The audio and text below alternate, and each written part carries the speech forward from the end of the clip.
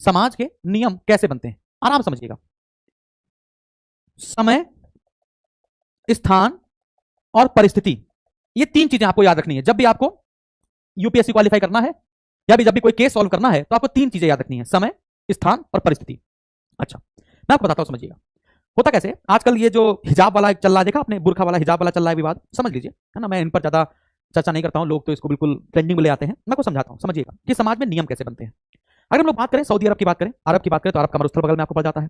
वो सब छोड़ो, यदि आप रेगिस्तान की बात करें, यदि आप थार के मरुस्थल की बात करें, यदि आप राजस्थान चले जाएं, अरब की बात कर लें, वहां पे चले जाएं, तो देखते हैं वहां पे मरुस्थल होता है। और मरुस्थल में जब हवा चलती है, समझना, जब मरुस्थल में तेज गति से हवा चलती है तो धूल उड़ती है।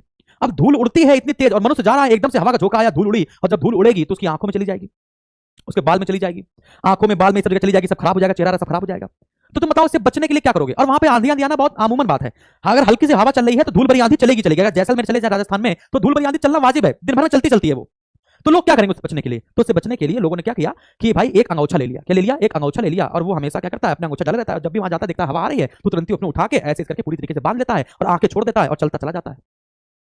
तो पुरुष तो समझ गए, तो पुरुषों ने क्या ले लिया? अंगोछा ले लिया। हम अगर राजस्थान की बात कर रहे हैं अभी, तो उन्होंने क्या किया? अंगोछा ले लिया, और अंगोछा जब आंधी आती है तो वो बांध लेते हैं और चले जाते हैं। महिला बेचारी क्या करें, अब वहां गर्मी भी बहुत तेज पड़ती है, अब गर्मी भी पड़ रही है, धूल भरी आंधी भी चल रही है। तो आप देखिएगा वहां पर लोग क्या करते हैं, गर्मी और आंधी से बचने के लिए जो औरतें होती हैं वो हमेशा घूंघट इतना करे रहती हैं। और ऐसा घूंघट होता है उनका कि आंखों से दिख रहा होता है बाहर का। तो इस प्रकार का घूंघट होता है कि बाहर की चीजें भी दिख रही होती हैं, समझ पा रहे हो। तो वो घूंघट कर लेती, तो इतना तक घूंघट लेके वो अपना जाती हैं। अब धीमे धीमे जब भाई ये चीज लगातार चलती चली गई, चलती चली गई, चलती चली गई, चलती चली गई, चलती चली गई।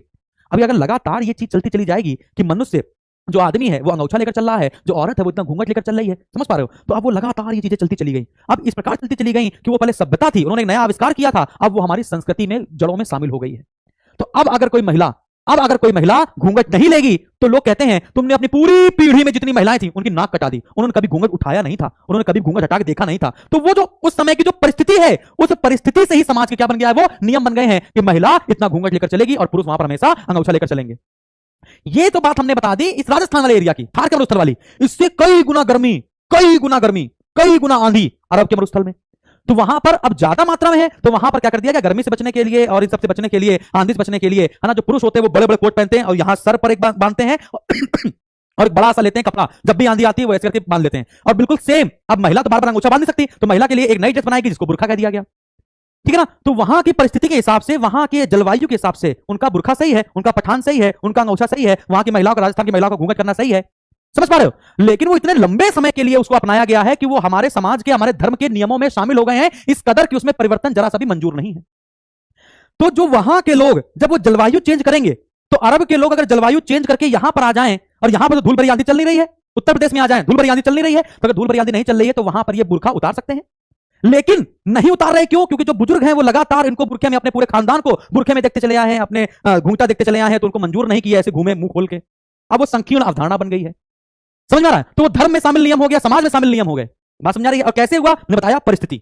तो यहां पर वो चाहे तो अपने जलवायु के हिसाब से बुरखा हटा सकते हैं, लेकिन जो बड़े बुजुर्ग हैं उनको गुना गुजारा है। समझ पा रहे हो मैं क्या कह रहा हूं? समझ पा रहे हो मैं क्या कह रहा हूं? तो इस प्रकार से नियम बनने शुरू होते हैं। आप साउथ इंडिया चले जाइए, नॉर्थ इंडिया में क्या होता है, जींस पहनते हैं लोग। क्यों? नॉर्थ इंडिया थोड़ा सा ठंडा है। आप थोड़ा कश्मीर टाइप में चले जाइए तो वहां पे लोग बोरा, अंदर चिपकी चिपकी स्लैक्स, ऊपर बोरा, ऐसा पहनते, ठंडी लग रही होती है। अरे हाँ कि ना, तो जितना चिपका कपड़ा पहनेंगे उसके ऊपर और कपड़ा पहनेंगे, उसके ऊपर और कपड़ा पहनेंगे, तभी तो गर्मी लगेगी उनको। लेकिन दक्षिण भारत चले जाइए, हद गर्मी होगी, बहुत गर्मी होगी। तो जींस जब पहनेंगे तो उनके रैशेस पड़ जाएंगे, लाल चकत्ते पड़ जाएंगे, और वो चकत्ते ना पड़े इसलिए वो खुला कपड़ा पहनते हैं। तो दक्षिण भारत चले जाएंगे तो सब लोग लुंगी पहनते हैं, तो उनका कल्चर क्या हो गया, लुंगी वाला कल्चर हो गया। वो भी किसके हिसाब से, जलवायु और परिस्थिति के हिसाब से उनके है। अब इस प्रकार उनकी जड़ों में शामिल हो गया है कि लुंगी पहनना जरूरी है। वो उत्तर भारत आएंगे तो जींस ना पहनकर लुंगी पहनेंगे, जब भी पूजा करेंगे तो लुंगी पहन के करेंगे। क्यों? क्योंकि उनके अब उस क्षेत्र का नियम बन गया है, और वो उस नियम से निकला हुआ व्यक्ति है, तो उस नियम को फॉलो जरूर करेगा, चाहे जलवायु बदल गई हो चाहे ना बदल गई हो। वो उसने उस नियम को धर्म में, समाज में इस कदर शामिल कर लिया, खून खून में वो नियम दौड़ रहे हैं।